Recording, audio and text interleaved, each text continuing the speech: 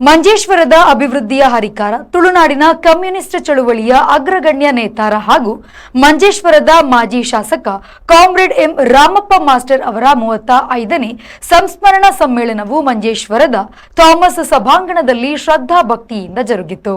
CPI ಹಿರಿಯ ನಾಯಕ S Ramachandra ಅವರ ಅಧ್ಯಕ್ಷತೆಯಲ್ಲಿ ನಡೆದ ಈ ಕಾರ್ಯಕ್ರಮವನ್ನು ರಾಜ್ಯ ಸಮಿತಿಯ ಸದಸ್ಯ ಟಿ ಕೃಷ್ಣನ್ ಉದ್ಘಾಟಿಸಿದರು. ಬಳಿಕ ಮಾತನಾಡಿದ ಅವರು, ರಾಮಪ್ಪ ಮಾಸ್ತರ್ ಅವರು ನಮ್ಮ ಸಂಘಟನಾ ಚಟುವಟಿಕೆಗಳಿಗೆ ನಿರಂತರವಾಗಿ ಸಲಹೆ ಮತ್ತು ಪ್ರೋತ್ಸಾಹ ನೀಡುತ್ತಿದ್ದರು.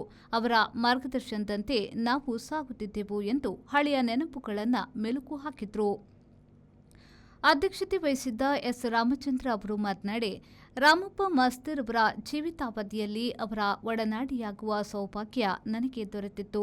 ಮಂಜೇಶ್ವರದ ಜನತೆಯ ಮನಸ್ಸಿನಲ್ಲಿ ಅವರು ಎಂದಿಗೂ ಅಚ್ಚಳಿಯದೆ ಜನನಾಯಕನಾಗಿ ಉಳಿಯಲಿದ್ದಾರೆ ಎಂದು ಗುಣಗಾನ ಮಾಡಿದರು. ನನ್ನೊಟ್ಟಿಗೆ ಒಂದು ಒಡನಾಡಿಯಾದ ಉಪ್ಪೇರೆ ಕೊಂಚ ಅವಕಾಶದಲ್ಲ ಇಕ್ಕದೆ ನಾನು ಅಂಚಾದ ಬಾಕಿ ವಿಷಯದ ಪಣಂದೆ ಅರಣ ಬಗೆಟ್ಟಿ ಆತೆರೆ ಪಡೋದಿಲ್ಲ ಅದನ್ನ ಒಟ್ಟಿಗೆ ಇರ್ತದೆ ನೇರವಾದ ಗೊತ್ತಿತ್ತಿನ ಅಂಚಿನ ನಮ್ಮ ಪಾರ್ಟಿದ ರಾಜ್ಯ ಸಮಿತಿ ಸದಸ್ಯರ ಕಾಮ್ರೇಡ್ ಟಿ ಕೃಷ್ಣನ್ ಈ ಅನುಸ್ಮರಣ ಸಮ್ಮೇಳನ ಉದ್ಘಾಟನೆ ಮಾಡಿಕೊಂಡು മാതൃനാഥ പർവ്വതത്തിൽ ഞങ്ങൾ സംഘടനാ പ്രവർത്തനത്തിന് വരുമ്പോൾ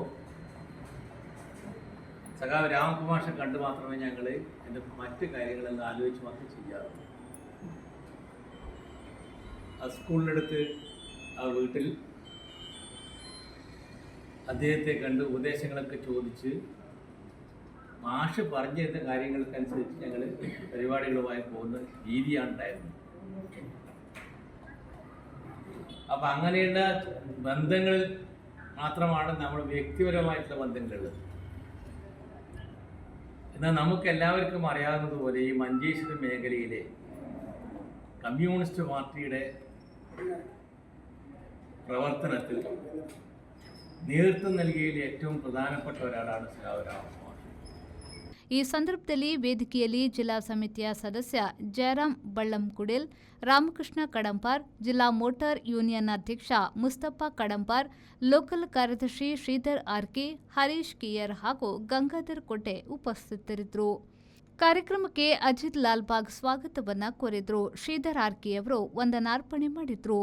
ರೆಹಮಾನುದ್ಯಾವರ ವಿ4 ನ್ಯೂಸ್ ಮಂಜೇಶ್ವರ.